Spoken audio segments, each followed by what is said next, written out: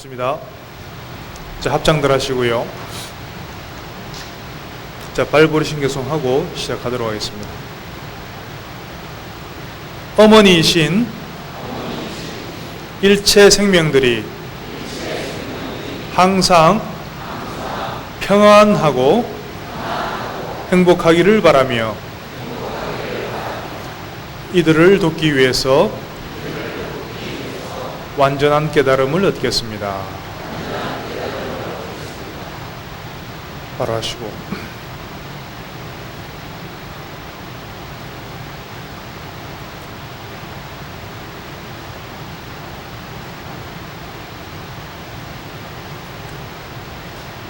기도 시작할 때나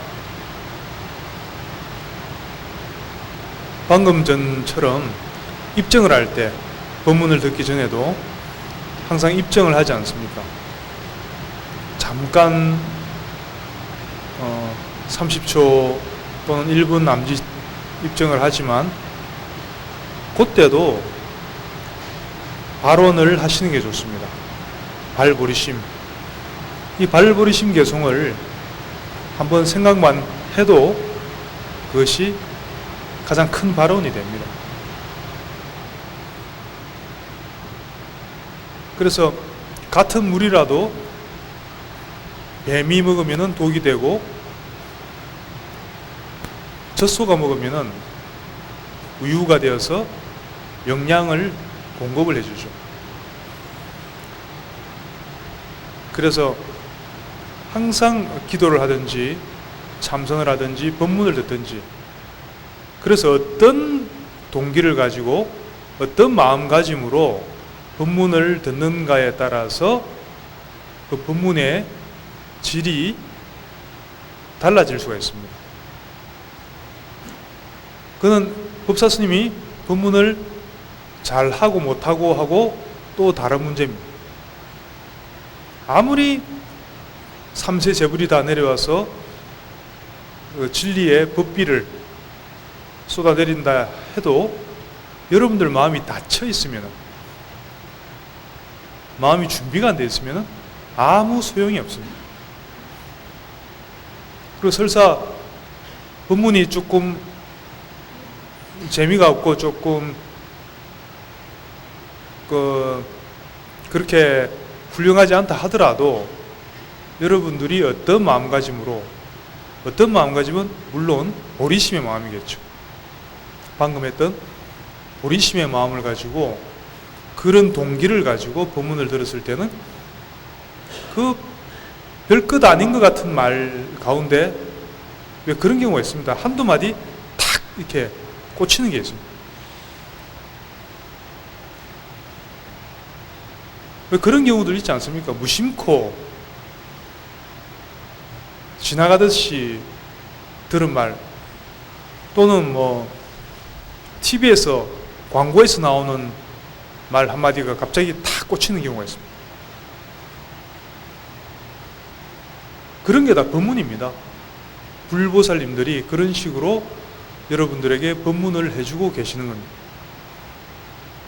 꼭 불보살님의 법문이 꼭 이렇게 황금빛으로 찬란하게 부처님 모양을 하고 내려와서 지금부터 법문을 해주겠다 하고 법문을 해주는 게 아니라는 거죠.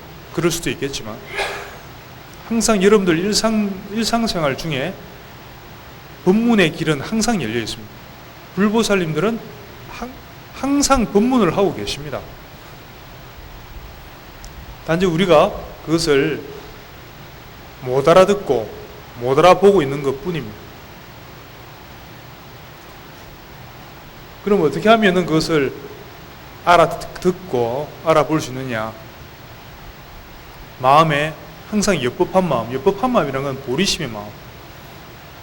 보리심의 마음을 항상 잊어버리지 않고 가지고 있을 때, 그리고 마음이 정말로 일체 모든 상을 내려놓고 완전히 텅 비었을 때, 그 두 가지 경우가 바로 불보살님들의 법문을 바로 알아볼 수 있는 그 준비가 될 수가 있는 것입니다.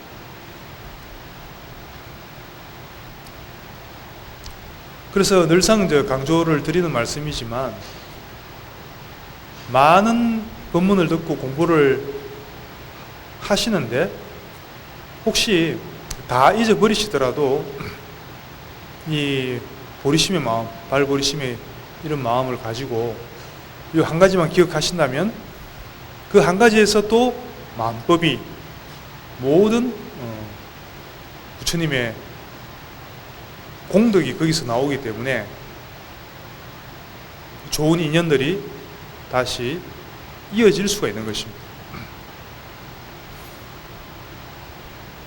그런 마음, 그런 동기가 없이 단순히 기왕에 하던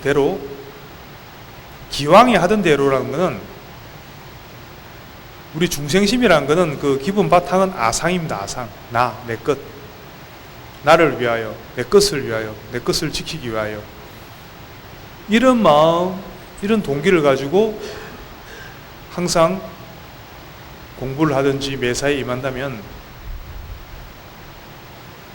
거기서 필연적으로 업이 정화가 될 수가 없고, 업이 정화가 될 수 없기 때문에 자꾸 우리 현실이 자꾸 꼬이고 안 좋은 일이 자꾸 생기고 뭐 해도 되는 일도 없고 자꾸 누가 괴롭히고 그런 일들이 끊임없이 반복되는 거예요. 왜냐하면은 내가 마음 쓰고 있는 근본 바탕이 아상이기 때문에 그렇습니다. 물론 아상을 극복하기 위해서는, 아상이라는 것이 그 본래 공하다는 것을 철저하게 공성을 봤을 때, 머리로만 이해하는 것이 아니라 실제로 봤을 때 아상에서 극복될 수가 있겠지만 어렵죠. 어렵습니다. 전문적으로 공부하시는 스님들도 그렇게 하기가 쉽지 않습니다. 그러면은 나는, 우리 같은 일반 신도들은, 불자들은 그럼 어떻게 하란 말이냐? 비록 철저하게 아상의 공성을 봐서 깨치지 못했다 하더라도 그 아상을 극복할 수 있는 방법이 바로 이 보리심의 마음을 자꾸 내는 겁니다. 그리고 똑같은 효과를 볼 수가 있습니다. 보리심의 마음 자체가 아상을 넘어선 마음이거든요. 일체 생명을, 나만이 아니라 일체 생명을 위하는 그 마음이 동기가 되어서 경전 한 구절을 읽거나 집에서 설거지를 하더라도 그런 마음, 그런 동기를 가지고 한다면 그게 그대로 아상을 극복하는 또 하나의 길이 될 수가 있는 거예요. 그래서 항상 우리 마음, 기본적인 마음 가지면은, 그럼 큰 마음, 부처님과 같은 큰 마음, 나 같은 일개 중생이 어떻게 부처님과 같은 마음을 가질 수 있겠느냐, 절대로 생각하지 마시고, 그런 것을 대굴심이라고 했어요. 가장 경계하는 마음, 여러분들이 경계해야 되는 마음. 누구나 다 불성이 있고 다 결국은 부처님처럼 다 성불할 수가 있기 때문에, 그런 힘이 다 있기 때문에 그것을 믿고 당장 오늘 내일 뭘 이루어내야 되는 게 아니지 않습니까? 장기적으로 보고 결국 부처님의 모든 공덕을 내가 다 성취하고 실현하겠다, 이런 마음을 가지고, 결심을 가지고 공부를 해 나가는 것이 중요합니다. 그런데 이제 이렇게 제가 항상 말씀드리지만, 그때 들을 때는 정말 공감이 가죠. 공감이 가고, 과연 그렇겠구나, 거기에는 또 어마어마한 공덕이 있다는 것도 이해가 되고, 부처님께서도 그렇게 말씀하셨고 하겠는데, 구룡사 문을 딱 나서는 순간 갑자기 여기 왔었다는 것조차도 갑자기 기억이 안 나죠. 저 절문 나서는 순간. 그래서 또 온갖 그 바깥 일에 끄달리고 시달리고 하다 보면은 어느 순간 또 다 잊어버리고, 그러다 또 절에 와서 또 이런 법문 들으면 또 정신 차려야지, 근데 이게 계속 반복되는 겁니다. 이렇게 하면은 뭐 안 하는 것보다 훨씬 낫겠지만 발전이 없어요. 그래서 우리가 마음에 가지고 있는 정념, 보리심의 마음, 또 정념의 하나죠, 일종이죠. 이런 바른 마음을요, 자꾸 확장시켜 나가야 됩니다. 우리 생활 중에 자꾸 확장시켜 나가야 돼요. 절에 왔을 때만 듣고 공감할 것이 아니라 일상생활 중에 자꾸 습관적으로 보리심의 마음을 의도적으로 가지지 않을 때는 즉 그 반대되는 마음, 이기적인 마음이 되겠죠. 그 반대적인 마음이 주로 지배할 수밖에 없습니다. 우리 마음을. 근데 그걸 그대로 방치를 해놓으면요, 계속 발전이 없고 그 보리심이 싹을 틔우기가 아주 어렵게 되는 겁니다. 근데 왜 그러냐면 그게 정말 이 부처님의 마음, 보리심의 마음을 가지는 것이 진정으로 우리 삶을 행복하게 하고 윤택하게 하고 부유하게 한다는 그런 믿음이 아직 부족하기 때문에 그런 겁니다. 근데 고구정령하게 옛날 부처님부터 역대 선지식들이 그렇게 말씀을 하셨거든요. 우리 물론 우리가 궁극적으로 해탈하고 승부를 해야 되지만 또 현실 속에서 우리가 또 잘 복을 가지고 복을 잘 지어가면서 그 지은 복을 통해서 사업도 성취하고 학업도 성취하고 이렇게 잘 사는 것도 중요하거든요. 그게 중요하지 않다는 게 아닙니다. 부처님께서도 그렇게 돈도 많이 벌고 잘 살아라고 분명히 제가자들한테는 분명히 그렇게 가르쳐 주셨거든요. 그렇게 하기 위해서는 우리 마음가짐 자체가 단지 내 마음의 생각을 다 끊고 텅 비워야지 이런 마음만 가지고는 반쪽 50%짜리 공부밖에 안 된다는 거죠. 마음을 비우고 생각을 끊어야 되는 공부가 있고 적극적으로 마음을 개발하고 또 길러야 되는 공부가 있는 겁니다. 적극적으로 마음을 길러야 되는 게 바로 보리심의 마음, 자비심, 사무량심, 자비희사 아닙니까? 이런 마음을 우리가 적극적으로 마음을 자꾸 개발하고 길러야 되는 마음이죠.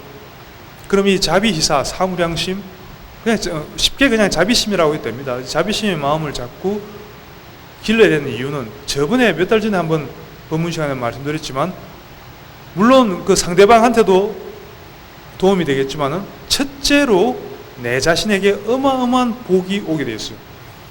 여러분들이 정말로 이 세상에서 가장 큰 복을 내가 다 가지고 싶으면은 자비심 또는 보리심을 자꾸 내면 됩니다.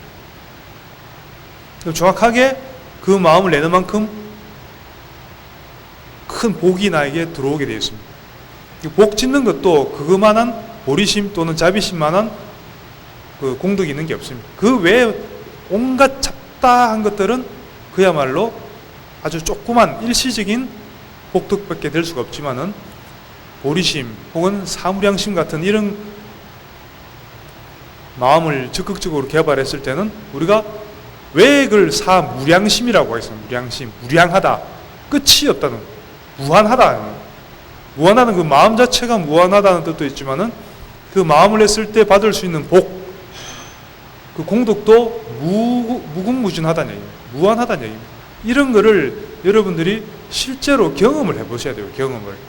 그냥 법문만 듣고 뭐 그렇구나, 나하고는 별로 관계없는 이야기 같은데, 그러면서 집에 돌아가서는 맨날 또 뭐가 또 일이 잘 안 풀린다 그러고 뭐 올케 때문에 스트레스 받는다 그러고, 어디 가서 제가 맨날 시누이 이야기를 예를 많이 들거든요. 시누이 때문에 스트레스 받을 때는 이렇게 하라고. 그랬다 왜 어떤 부살님이 그러시더라고. 왜 자꾸 시누이만 갖고 그래요? 올케 갖고도 좀 하라고 그래요. 진짜 언제부터 올케로 바꿨습니다. 이제 시누이도 계시고 올케도 계실 거 아닙니까, 그죠? 이제 한 번씩 바꿔가면서 해야지. 그래서 자꾸 그런 우리 생활 속에서 자꾸 해결되지 않는 그런 그 스트레스, 쉽게 말하면 고라는 게 쉽게 말하면 스트레스입니다. 스트레스. 그런 문제들이 있는데, 그런 문제들을 대할 때 조금 우리가 적극적으로 피하려고만 할 게 아니고요, 마음을 자꾸 돌이켜서 반대쪽 방향도 바라보고, 예를 들어 올케가 굉장히 나한테 집안에 무슨 큰 제사가 있는데 신경도 안 쓰고 영 좀 못되게 자꾸 부르거든. 일도 안 하고 도와주지도 않고 스트레스 받잖아요. 그런 경우에도 생각을 좀 돌이켜 갖고, 또 그럴 만한 또 뭐 사정이 있겠지, 이렇게 자꾸 이해해 주려고 하고요. 그래도 본인 올케는 또 본인 따나 또 얼마나 또 괴로운 게 있겠습니까? 그 괴로운 그 마음을 빨리 내려놓고 좀 평안해질 수 있기를 자꾸 또 기원을 해주는 거죠. 이런 식으로 자꾸 마음을 쓰려고 해야지. 이런 게 마음을 쓴다고 이야기합니다. 용심이라고 하죠. 그래, 마음을 잘 쓰라는 이야기가 불교에서 굉장히 중요한 이야기입니다. 이렇게 외면하고 그냥 아이고 안 보고 말지 이렇게 하는 게 아니고요. 보면서 자꾸 그 미운 마음, 스트레스 쌓이는 마음을 돌이켜서 진정으로 그 사람을 이해를 해주고, 진정으로 그 사람한테 오히려 축원을 이렇게 내가 잘 되기를 빌어줄 수 있는, 비록 그 사람이 나한테 못되게 군다고 하더라도 자꾸 그런 마음을 자꾸 연습을 하고 개발을 해야 된다. 그거 안 하면은 뭘 갖고 불자라고 할 수가 있겠습니까? 절에 와서 그냥 부처님 저 올케 어디 가다 어디 탁 자빠져 갖고 코라도 좀 깨지게 해주세요 기도하면은 그건 불자가 아니죠. 그죠? 어떻게 저 올케가 뭔가 저렇게 못되게 구는 것도 자기 마음속에 뭔가 풀리지 않는 괴로운 게 있으니까 그 사람도 그럴 거 아닙니까? 그게 뭔지 모르겠지만 그게 잘 풀어져서 저 올케가 정말 평안하게 행복하게 될 수 있게 그런 마음을 될 수 있기를 바랍니다. 이렇게 기도하면은 그게 불자죠. 근데 의외로 우리가 그 앞에처럼 우리가 미운 사람 가다가 자빠져갖고 코라도 좀 깨지게 해주세요 이런 식으로 기도하는 경우가 많아요. 그죠? 아니면 뭐 나만 잘 되게 해주세요 뭐 그런 식으로도 기도하기도 하고. 그 왜 옛날에 무슨 시합을 하는데 복싱 시합인데 양쪽 외국 선수들이었어요.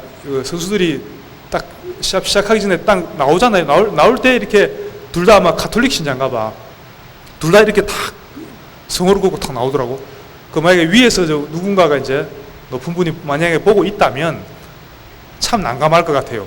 둘 다 기도를 하고 나오는데 아마 이제 그 컴퓨터로 데이터를 뽑아보겠죠. 누가 헌금을 많이 했는지 뭐 이런 거 그동안 공헌한 게 많은지 그런 거 한번 뽑아보고 이제 많이 한쪽으로 실어주긴 하겠죠.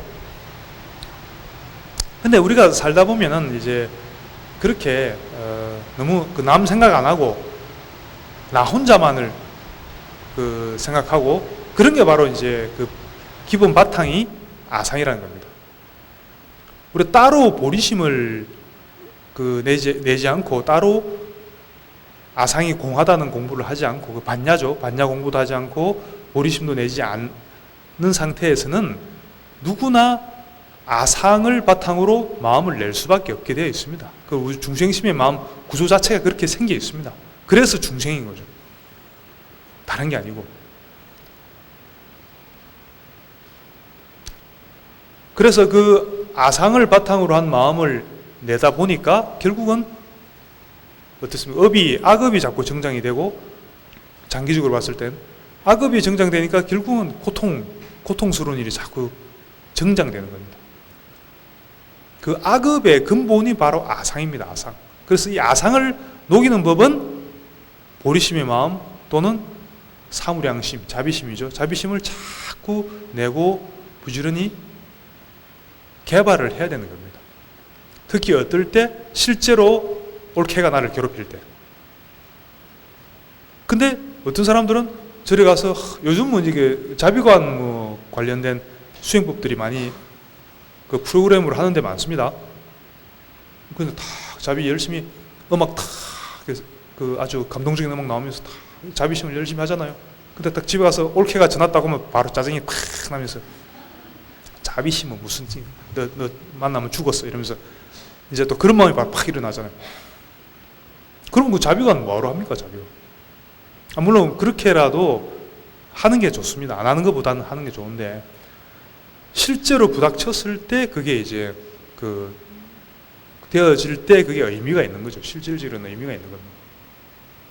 그래서 저번 달에는 염사, 그 중에 그 불교에서는 그것과 관련해서 결국 우리가 어떻게, 간단합니다. 불교 수행론은 어떻게 보면요, 어떻게 마음을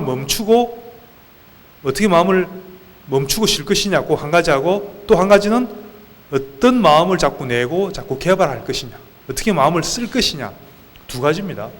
둘 중에 한 군데에만 치우치면 안 된다는 얘기죠. 근데 보통 마음을 쓰는 거에 대해서도 의외로 잘 모르실 수가 있습니다. 그래서 마음을 잘 쓴다는 것은 실제로 내가 어떤 경계, 우리가 올케 문제나 이런 거 부닥쳤을 때 내가 기존에 그 아상을 바탕으로 한 욱 하면서 막 그냥 막 성질 나고 짜증나는 이런 마음을 한번 싹 돌이켜 갖고 좀 더 이해해주고 조금 그 불자답게 마음을 돌이킬 수 있는 그런 게 마음을 잘 쓰는 불자다운 그 수행의 길이라고 할 수가 있겠습니다. 그것을 도와주는 수많은 법문들이 있는데요. 그 중에 저번 달에는 뭐에 대해서 이야기했었습니까? 저번 달에는 염사, 기억들 하시나요? 조문 나가는 순간 또 다 잊어버리셨죠. 죽음에 대해서 생각을 하라고 말씀드렸잖아요. 간단하게 말하면 왜 자꾸 우리가 죽음을 생각해야 되냐면은, 자꾸 죽음을 생각하면서 마음이 우울해지란 말이 아니에요. 그죠? 죽음을 자꾸 생각하라는 것은 그만큼 우리가 살아있는 이 순간이 얼마나 이 시간이 귀중하다는 것을 자꾸 자각하라는 이야기예요. 세 가지를 기억하라 그랬죠. 죽음에 대해서. 이거는 수행법 중에 하나입니다. 아주 기본적인 수행법 중에 하나예요. 우리는 언젠간 죽는다. 그죠? 이거 사실이죠. 언젠간 죽습니다. 그 첫 번째 사실이 반드시 죽는다. 혹시 이 중에 안 죽으실 분 혹시 계신가? 두 분 계신, 예, 잘 사시고. 어쨌든, 첫 번째 기억해야 될 거는 반드시 죽는다. 갑자기 그 생각나요. 무슨 영화 보니까 안 죽는 것도 엄청난 형벌입니다. 그런 영화 있던데. 일정한 명이 되면 또 이렇게 몸을 바꿔야지, 안 죽고 계속 천년만년 사는 게 좋을 것 같은데, 그거 엄청난 벌입니다. 그거. 버릴 수가 있습니다. 사람에 따라서는. 자, 첫 번째가 반드시 죽는다. 두 번째가 뭐였죠? 그 죽음이 언제 올지 몰라요. 그렇지 않습니까? 몸은 지금 이렇게, 지금 여기 계신 분들은 다 건강하시겠지만, 갑자기 무슨 또 병이 생길 수도 있는 거고, 부처님도 등창으로도 고생하셨고, 부처님도 그 병으로 고생 많이 하셨거든요. 우리 몸이 있으면은 병이, 결국 노병사를 피할 수가 없습니다. 아무리 건강한 사람이라도 언젠가는. 그리고 또 요즘 또 각종 사건 사고들 얼마나 많습니까? 그러니까 올 때는 우리가 순서대로 왔지만 왜 갈 때는 순서가 없다는 말이 있지 않습니까? 그거 어떻게 될지 모릅니다. 그래서 나는 막연히 요즘 100세 시대라고 하니까 최소한 100살까지 산다고 치면 내가 앞으로 살아야 될 게 앞으로 한 90년 남았네. 그렇게 이제 막연히 생각하실 수가 있는데, 그거는 장담할 수 없습니다. 그죠? 내가 아무 잘못한 게 없어도 그냥 몸 바꿔야 될 수도 있습니다. 그죠? 갑자기 일본처럼 핵 발전소가 갑자기 폭발한다든지 난데없이 그런, 가면 갈수록, 기술이 발달하면 할수록 우리가 수백만 수천만 명이 한꺼번에 갑자기 사라질 수도 있는 그런 기술들이 자꾸 생기고 있잖아요. 갑자기 무슨 뭐 이상한 듣도 보다 못한 병이 갑자기 병균이 확 퍼져갖고 갈 수도 있고, 그러니까 장담할 수가 없다는 거예요. 우리가 몸을 가지고 있는 이상 우리 생사에 대해서는 아무도 장담할 수 없습니다. 그렇죠. 그 사실이죠. 그죠? 첫 번째는 반드시 죽는다. 두 번째는 그 죽음이 언제 올지 모른다. 그렇죠? 갑자기 막 뭔가 불안해지죠? 세 번째 뭡니까? 우리가 죽음이 임박한 그 순간에, 죽는 순간에 가지고 갈 수 있는 것은 아무것도 없다. 오직 한 가지만 제외하고, 그 오직 한 가지가 뭐라고 그랬죠? 카르마. 우리가 살면서 지었던 신구의로 지었던 업의 힘, 업력만 남지, 그 나머지는 우리가 가지고 갈 수 있는 것은 아무것도 없습니다. 내가 재산이 아무리 많아도, 사랑하는 가족들이 아무리 많아도 죽음 그 순간에는 아무 도움이 안 됩니다. 그리고 같이 갈 수가 없습니다. 틀림없죠. 우리가 업을 믿느냐 믿지 않느냐에 따라서 불자냐 불자가 아니냐 결정되는 거예요. 업을 믿는다는 건 인과를 믿는다는 얘기예요. 그러면 죽음, 내가 반드시 죽고 언제 죽을지 모르고 당장이라도 죽을 수도 있잖아요. 있는데 만약에 이제 죽게 되었을 때 죽는 순간에 남는 거는 내가 살아있는 동안 지은 선업이든 악업이든, 그죠? 업밖에 없다. 그러면은 지금 이 시간이 얼마나 귀중한 시간이라는 게 자각이 되죠. 함부로 이렇게 허투루 시간을 보내서는 안 되겠죠. 예를 들어 요즘 뭐 재밌는 거리가 너무 가면 갈수록 그 재밌는 게 많잖아요. 집에 하루 종일 있어도, 저도 가끔 그럴 때 있지만 안 심심해요, 그죠? TV만 보고 있으면은 채널이 보통 요즘 수백 개까지 되나요? 100개는 넘는 것 같은데, 채널이. 하고, 영화 좋아하는 사람 영화, 스포츠 좋아하는 사람 스포츠 보면서 자기가 직접 하기도 하고, 재밌는 게 너무 많아요. 이것 좀 보고 저것 좀 보고, 드라마도 보고, 이러다 보면 하룻밤 금방 지나가 버리죠. 그러다 보면은 어떻게 되죠? 그게 그렇게 우리가 시간 보내는 것 자체가 악업이 아니라고 생각을 할 수 있는데, 그게 악업이 됩니다. 내가 꼭 무슨 나쁜 짓을 해야 악업이 되는 게 아니고요. 그런 경우는 그게 뭐가 되냐면 산란심이, 저번 달에도 말씀드렸던 것 같은데, 마음이 산란하잖아요. 우리가 마음이 한 군데 딱 집중해서 뭔가 경을 읽거나 참선을 하거나 하는 그 마음하고는 다르잖아요. 마음이 굉장히 산란해져 있는 상태. 산란심도 그 불선법, 그러니까 악업 중에 하나입니다. 근데 계속 그런 식으로 이어지다 보면은 그게 자꾸 우리가 그 산란심이 자꾸 이어지면 우리가 무명업장이 자꾸 두터워져요. 무명이 자꾸 깊어진단 말이에요. 그래서 그런 것도 조심해야 되겠죠. 우리가 시간 남는다고 여가 시간을 무조건 그렇게 그런 식으로만 보내는 것은 굉장히 좋지 않다는 거죠. 그리고 설사 내가 다른 거 아무것도 안 하고 수행 정진만 한다고 하더라도 실제로 우리 일생을 놓고 봤을 때 수행할 수 있는 시간이 그렇게 많지가 않습니다. 예를 들어 앞으로 수행할 시간이 한 50년 있다고 치고, 그러면은 또 잠 자야 되잖아요.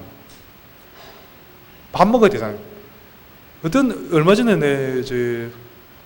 도반 스님하고 이야기하다가 그런 말이 나오는데, 스님들이 어디 혼자서 사는 경우가 있잖아요. 토굴 같은 데서 혼자서 살다 보면요, 처음에는 그 용맹정진 하려고 토굴 다 들어가거든요. 근데 새벽 예불하고 아침밥 해먹고 나면 이제 설거지 해야 되잖아요. 설거지하고 좀 치우고 이러고 조금 있으면 또 이제 점심 준비해야 돼. 그래 사시기도 하고 점심 해서 이렇게 또 먹고 또 설거지하고 치우고 조금 있으면은 또 저녁 먹어야 돼. 저녁 먹고 나면 또 저녁 예불하고 그럼 또 자야 돼. 물론 뭐 예불하고 밥 먹는 것도 수행이 아닌 건 아지만 우리가 생각하듯이 그런 수행을 할 시간이 너무 없다는 거라고요. 은근히 바쁩니다. 그리고 혼자 있어 살아봐도 거기다가 만약에 집에 TV까지 있다고 한다면은 이제 남는 시간에 이제 TV 봐야지. TV 보고. 수행 언제 해요? 수행 못 하는 거죠. 그러니까 아무것도 안 하고 있어도 그렇다는 거죠. 그럼 우리가 또 다 뭐 바쁘잖아요. 바쁜 와중에 그 와중에 우리가 또 업을 정화해 가면서 수행 정진을 이제 해 나가야 되는 입장에 있거든요. 사실은 뭐 스님들도 마찬가지고. 그런데 그 와중에 과연 우리가 그 수행 정진에 그 투자할 수 있는 시간이 내 남아있는 일생 중에 얼마나 될까 한번 계산해 보세요. 그럼 내가 산란하게 있는 시간이 많을까요? 수행을 할 수 있는 시간이 많을까요? 보면은 수행할 시간이 정말 없다는 게 결론이 나옵니다. 수행할 시간이 없다는 건요, 내가 언젠간 죽겠죠. 죽는 순간에 그때 가서 후회해본들, 아이고 내가 이거 큰일 났다, 성적표가 아주 엉망으로 나오게 생겼는데, 이제 이런 마음이 들면은 그때는 후회해봐야 소용이 없다는 거죠. 그 다음 생에 그 금생에 지은 업에 따라서 다음 생이 결정되는데, 그 다음 생에 우리가 어디에 어떻게 태어날지 누가 장담하겠습니까? 저번에도 말씀드렸지만 실제로 우리가 더 상승 위로 올라가는 것보다는 밑으로 떨어질 확률이 훨씬 높습니다. 피라미드 구조로 되어 있다 그랬죠. 우리 육도가 밑에 갈수록 많아요, 중생들이. 이런 거 생각하면은 이 시간을 함부로 허투루 하다 못해 꼭 그렇다고 하던 일 다 팽개치고 뭐 어디 뭐 산에 들어가란 말은 아니고요. 설거지 하면서도 우리가 굉장히 좋은 말이 있습니다. 우리나라에 있는 말 중에 노는 입에 연불한다. 설거지 하면서도 뭐 연불하면 되잖아요. 내가 만약에 연불 수행을 주로 한다면은 관세음보살 하든지, 그리고 청소하면 집 청소하면서, 그리고 직장생활하면 직장생활은 틈틈이 그 마음속으로 연불을 할 수도 있고, 무슨 뭐 윗바사나나 참선을 할 수도 있는 거고, 그게 꼭 따로 시간 내서 해야만 그게 되는 게 아니거든요. 제가 누누이 말씀드리지만 아무것도 안 하고 그것만 한다고 꼭 되는 게 아니에요. 저도 뭐 선방 생활도 해보고 그래 수행 정진을 나름대로 좀 많이 해봤는데, 아무것도 안 하고 하루 종일 그것만 한다고 해서 잘 되는 게 아니에요. 오히려 좀 바쁘게 자기 일 하면서 그 남는 시간에 또 뭔가 정진하면 그게 훨씬 더 짬질 수가 있습니다. 그러니까 현재 본인이 처해 있는 환경에 대해서 그 절대 불만은 가지지 마시고, 그 환경을 그대로 그 환경 속에서 수행 정진하는 게 최고의 정진이 된다고 보시면 됩니다.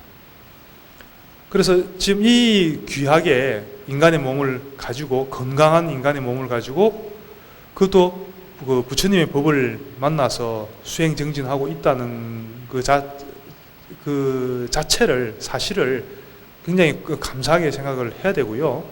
그리고 그렇지만 이런 좋은 조건이 언젠가까지 영원히 이어질 거라고는 생각하시면 안 된다는 얘기죠.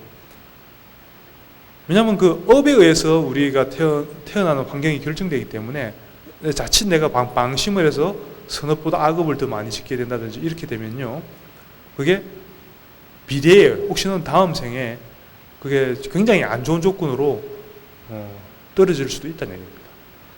그래서 항상 방심하지 마라는 게 핵심이고요.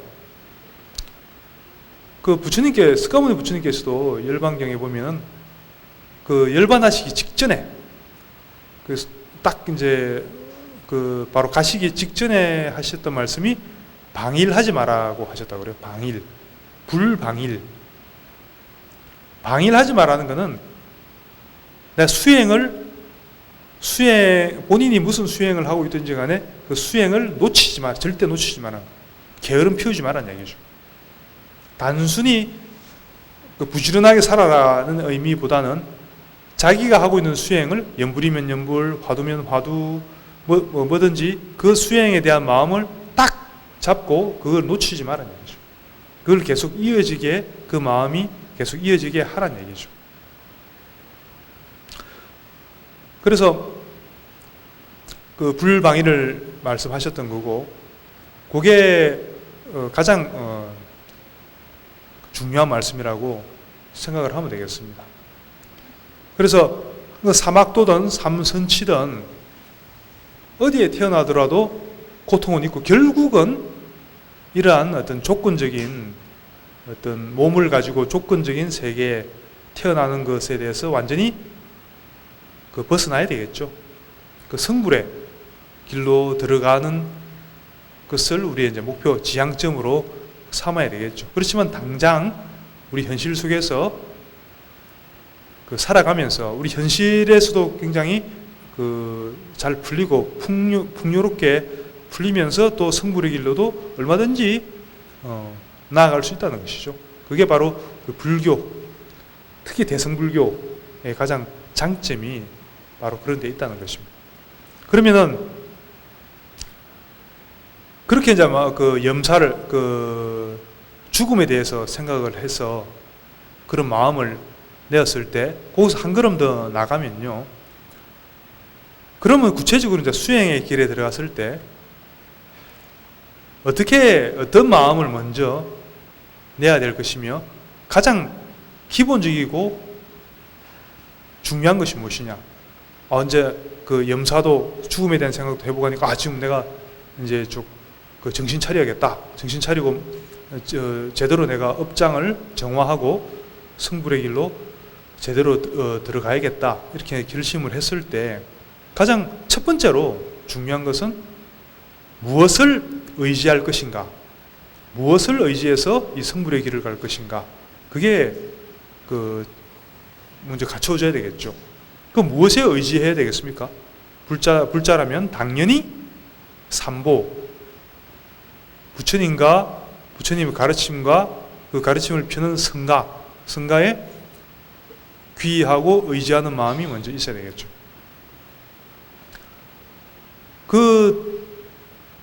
삼보에 귀하는 그만으로도 사막도에서 벗어날 수 있는 그런 공덕의 힘이 생긴다고 그래요. 실제로 어떤 논수에 나온 이야기인데요. 그런 일이 있었다 그래요. 하늘에 있던 천신 중에 한 명인데, 천신들이 보통 이제 수명이 8만 년 이렇게 되잖아요. 그래도 언젠간 죽습니다. 그렇다 하더라도 죽습니다. 천신들은 이제 신통력이 있습니다. 그래서 죽기 직전에 자기가 죽고 나서 다음에 어디 태어날지를 알아요. 그때 굉장히 고통스러워 한다 그래요. 왜냐하면 대부분 저 사막도로 들어죠.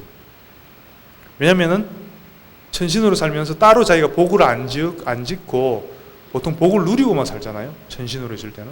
그래서 사막도로 떨어지게 되어 있습니다.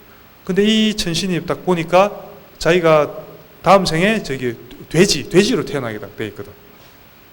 큰일 나다는 거죠. 그래서 인드라신에게 가서 귀의를 했다 그래요. 인드라신이시여, 내 귀의할 테니까 나를 돼지로 좀 안 태어나게 좀 해주십시오. 이렇게 귀의를 했더니 인드라신이 그러더라면, 야, 귀의해 주는 건 고마운데 나 그거 해결해 줄 능력은 없다. 이렇게 솔직하게 이야기하더래요. 그러니까 이 참 난감하게 됐죠. 근데 이제 인드라신이 부처님을 소개를 해줘요.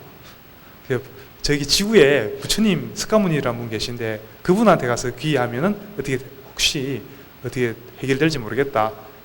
가봐라. 그러니까 이 천신이 스가모니 부처님한테 가서 그 법문을 듣고 너무나 관심을 느끼고 부처님한테 귀의를 해요.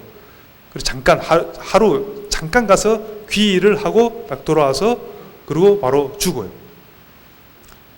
죽고 나서 이제 근데 인드라신이 떴고, 인드라신은 이제 말 그대로 신이니까 신통이 있잖아요. 이제 이 천신이 지금 어디에 지금 지옥 아기 축생 중에 아니면은 좀 돼지로 태어난다 그랬는데 어디 한번 어디 있는지, 어디 나라에서 미국 돼지로 태어났나, 어디 그 한국 돼지로 태어났나 한번 봐야지. 보니까 아무리 봐도 없어. 아무리 찾아봐도 없네. 이상하다. 분명히 돼지로 태어난다 그랬는데, 그러니까 돼지우리 아무리 찾아봐도 없거든. 그래갖고 부처님한테 물어봤대요. 아니 그 천신이 박아무개 하는 그 천신이 분명히 돼지 태어난다 그랬는데 그 틀림없는데 왜 안 보이죠? 그러니까 부처님께서 잠깐 그 귀했던 그 공덕의 힘으로 지금 극락에가 있다고. 극락에 태어났다고. 극락하고 천상은 틀립니다. 그죠? 다릅니다. 천상은 내가 이제 선업을 엄청나게 많이 지으면은, 선업만 지으면은 그 선업의 힘, 그 공덕으로 복을 누리고만 사는 데가 천상이고, 그 복이 닿으면 다시 밑으로 떨어지게 돼 있죠. 극락이라는 건 그게 아니죠. 그 복도 있어야지만, 극락이라는 건 내가 일단 극락에 들어가면은 거기서 또 수행정진합니다. 아미타불 밑에서 수행정진해서 거기서 바로 성불의 길로 들어가는 게 극락이죠. 그 극락과 천상은 틀립니다. 그래서 이 천신이 드디어 이제 그 돼지로 안 들어갈 그 업을 벗어나서 잠깐 그 귀했던 그 공덕으로 저쪽으로 극락으로 태어났다.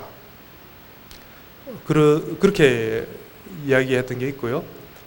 또 어떤 재밌는 에피소드가 있냐면은 티베트의 어떤 그 스님인데, 이제 어떤 처사였죠. 처사가 출가를 하려고 하는데 그 스님들이 다들 반대를 해요. 티베트이 아니고 옛날 부처님 당시구나. 그 스님들이 자꾸 반대. 저 사람은 도저히 불가의 인연이 없다. 출가를 할 만한 그 소양이나 자질이 없는 사람이다. 출가를 시켜서는 안 된다. 다들 반대를 해요. 근데 부처님께서 이제 그 받아줘요. 비구를 만들어줘요. 그래갖고 이제 그 제자들이 물어봅니다. 왜 저 사람은 아무리 그 제자들 중에도 신통력이 있는 제자들이 있잖아요. 그러니까 그 비구가 출가할 수 있는 복이 도저히 없는 사람인데 어떻게 저렇게 출가를 할 수 있게 됐습니까? 그러니까 부처님 말씀이, 저 사람이 전생에 벌이었대. 벌.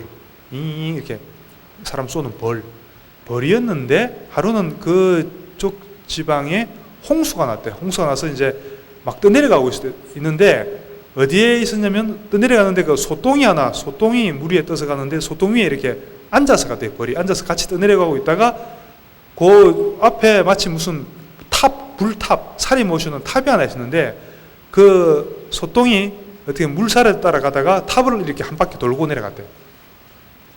그 소똥에, 자기는 벌은 소똥에만 앉아 있었던 거죠. 그 덩달아 자기도 탑을 한 바퀴 돌고 내려가게 되죠. 그 탑을 한 바퀴 돈 인연 때문에 출가할 복이 생겼다는 거죠. 그리고 엄청난 이야기죠. 그죠? 그래서 우리가 삼귀 이렇게 하면은 너무나 많이 들어갔고, 이제 좀 식상하기까지 하고, 그거 무슨, 너무나 당연해서 자꾸 소홀하게 생각하기가 쉽습니다. 그렇지만 삼귀 하나만으로도 그런 엄청난 공덕이, 여러분들이 사막도 갈 사람이 극락으로 가고, 그 출가 복이 전혀 없던 벌이 출가 비구가 될 수 있는 복이 거기서 생길 수도 있다는 거죠. 귀하는 마음 하나만 가지고. 그리고 귀를 해야지, 삼귀를 해야지. 우리가 소위 말하는, 우리가 또 보이지 않는 또 그런 그 힘들이 있습니다. 그 소위 우리가 명운가피력이라는 게 있거든요. 오늘도 여러분들 사시기도 할 때 명운가피력 한번 하셨나? 우리 예불 할 때는 하죠, 그죠? 명운가피력이란 말이 있는데, 그거는 이제 내가 꼭 특별한 일을 당했을 때만 오는 가피가 아니고, 평상시에 늘 은은하게 항상 함께하는 그 가피력을 말하는 거죠. 내가 삼귀를 해야지 부처님과 역대 보살들과 선지식들에게 정말로 귀하고 그분들에게 의지하는 마음을 냈을 때 그분들이 보호를 해준다는 거죠. 그런 힘이 있습니다. 부처님이 그 몸이 열반에 들어가셨다고 해서 부처님이 사라진 건 아닙니다. 그죠? 이 세상에서 부처님이 사라지신 건 아니에요. 그리고 여러 보살들, 그리고 역대 선지식들이, 도인들은 그 몸은 비록 인연 따라서 사라지지만요, 그분들의 법력이라고 할까요? 그 힘이랄까요? 그거는 결코 사라지는 게 아닙니다. 항상 있습니다.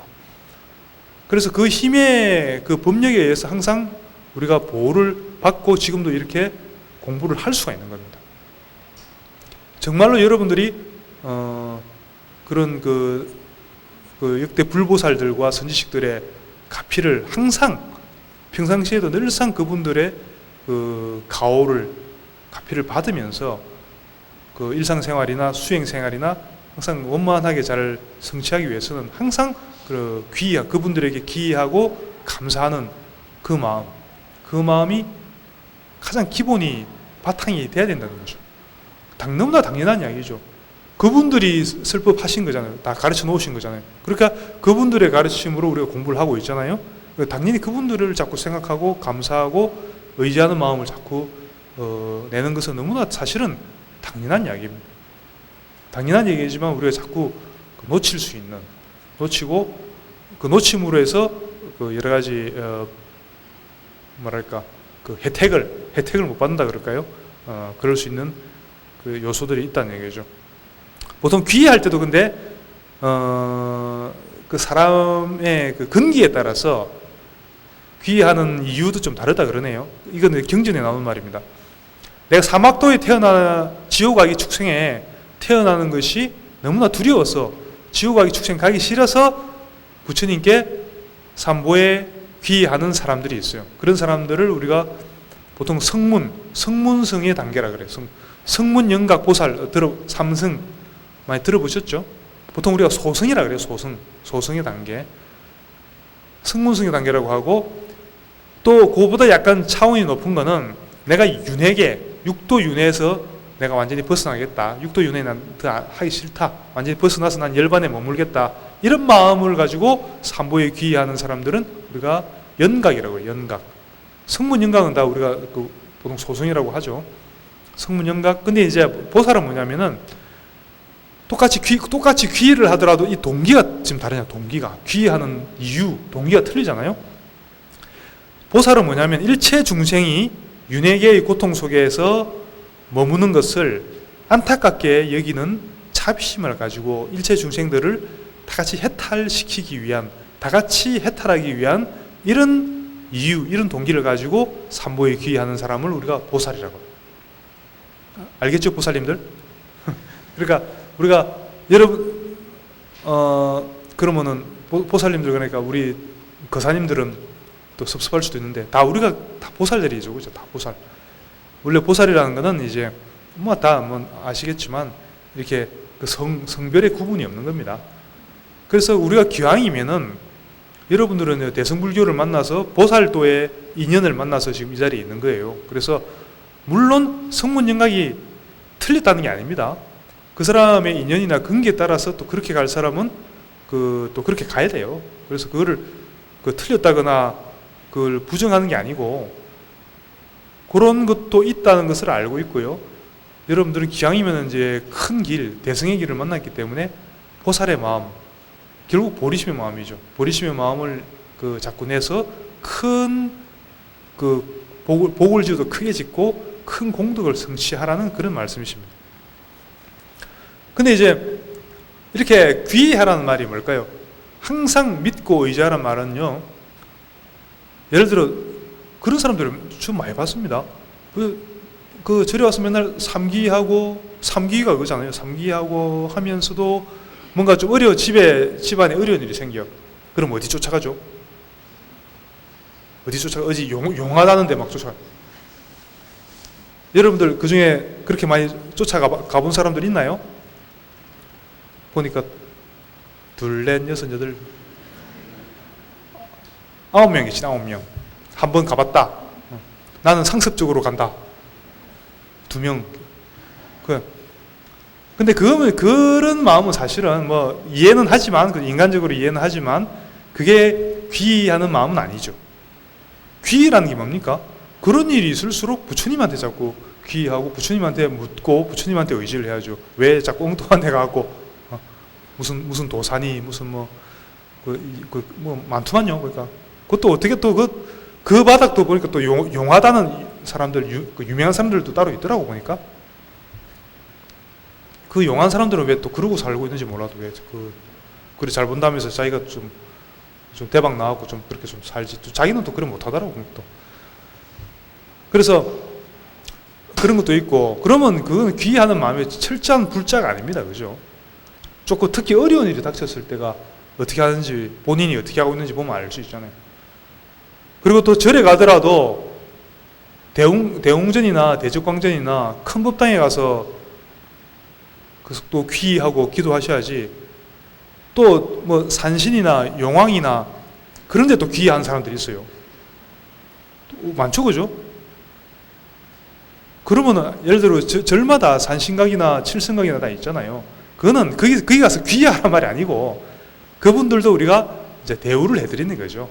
귀의는 부처님한테, 불보살님들한테 하는 거고, 그분들도 원래 토속적으로 그 우리나라에 원래 있던 그런 이제 성중의 일부로 보시고 우리의 수호신이라고 보시면 됩니다. 그 수호신한테 귀의를 하면 안 되잖아요. 우리가 감사하고 우리가 공양물도 올리고 하는 건 좋아요. 좋은데 거기 가서 귀의를 하면 안 되죠. 그죠? 그러면 이제 조금 이제 내가 이렇게 주면은 공양물 올리고 하면은 올릴 만큼 또 뭐 혜택이 조금 돌아오는 건 있겠죠. 부처님하고 또 달라요. 그런 산신이나 이런 분들은 우리 중생심이 있어갖고 우리하고 비슷하다고 보시면 돼요. 내가 give and take. 주는 만큼 딱, 너 500원 냈어? 좋아. 500원 넣지만 딱 갚이려. 뭐 그런 게 있습니다. 그래서 항상 우리가 어디에 귀의를 해야 되는지를 분명하게 자각을 해야 되고, 그게 안 되니까 자꾸 삐딱선타게 되고 뭐가 결과가 제대로 안 나오는 겁니다. 진짜 부처님의 감노수의 맛을 볼 수가 없는 겁니다. 그래서 자꾸 어떻게 보면 단순하죠. 이렇게 자꾸 여러 가지 복잡하게 생각하실 거 없고요. 딱 죽음에 대한 생각 자꾸 하시면서 경각심 가지시고, 어디에 의지를 하냐면 불법승, 삼보에 딱 귀의하는 마음. 그게 딱 마음을 안착해갖고, 당장 내가 일이 잘 안 풀리는 것 같아도 안 풀리면 안 풀리는 대로 귀의하고, 풀리면 풀린 대로 감사하면서 귀의하고, 이렇게 자꾸 해 나가다 보면은 서서히 그 업의 흐름이라는 게 갑자기 하루아침에 탁 바뀌긴 쉽지 않습니다. 서서히 이렇게 좋아지는, 한 1년, 2년 정도 지나서 보면 내가 많이 좋아졌구나. 내 주위 살림살이가 많이 좋아졌구나. 이렇게 알아지는 것이죠. 금방 하루 이틀 생각에 뭔가 확 바뀐다는 그런 거는 여러분들이 그런 데는 의지하시면 안 됩니다.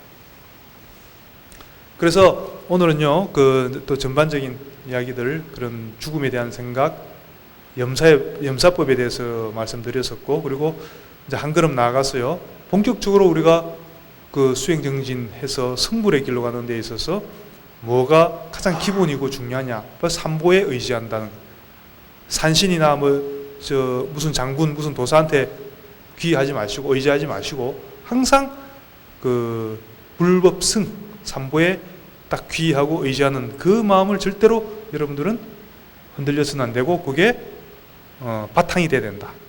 그거를 절대 잊어버리시면 안 되겠습니다. 아시겠죠? 예, 자, 그러면 오늘 법문은 여기까지 하고요. 한 가지 공지사항, 송무소에서 저한테 공지사항을 좀 알려달라고 하는 게 있습니다. 지금 요 끝나고요, 내려가시면은 지금 서명운동하고 있습니다. 지하철 9호선 지금 봉원사역 있잖아요. 봉원사역을 지금 14년도에 다 우리가 절차를 다 거쳐서 서울특별시에서 봉원사역으로 다 확정시켜 놨는데, 그 이후에 계속 일부 개신교하고 국민일보 이런 데서 자꾸 딴지를 걸었거든요. 딴지를 걸어갖고 그게 이제 그 법원에서도 이제 봉원사역 하는 게 맞다 이렇게 판결을 내린 적이 있습니다. 근데 이 사람들이 계속 딴지 걸어갖고 봉원사역 하지 말고 코엑스역으로 바꿔야 된다고 주장해갖고, 근데 지금 강남구청에서 그거를 받아들였어요. 받아들여갖고 그걸 바꿔야 된다고 서울시에다가 지금 그 진정서를 올려놓은, 구청에서 강남구청장이 원래 조금 약간 좀 저쪽인 것 같아요. 그래서 그 서울시에다 지금 다시 이걸 올려놓은 상태라 또 진행 중이라고 그래요. 그리고 코엑스역으로 바꾸자고 계속 그걸 주장을 하나 봐요. 그래서 기왕이면 코엑스역이 뭡니까?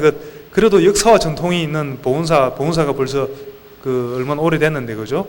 봉원사역을 하는 게 맞죠. 그래서 그게 여러분들이 동의하시면요, 좀 내려가시면서 정인가? 하여튼 그 서명운동 지금 여기서 구룡사에서 하고 있으니까 꼭 이제 서명들 해주시기 바랍니다.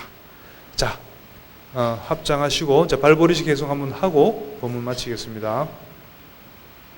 어머니이신 일체 생명들이 항상 평안하고 행복하기를 바라며 이들을 돕기 위해서 완전한 깨달음을 얻겠습니다.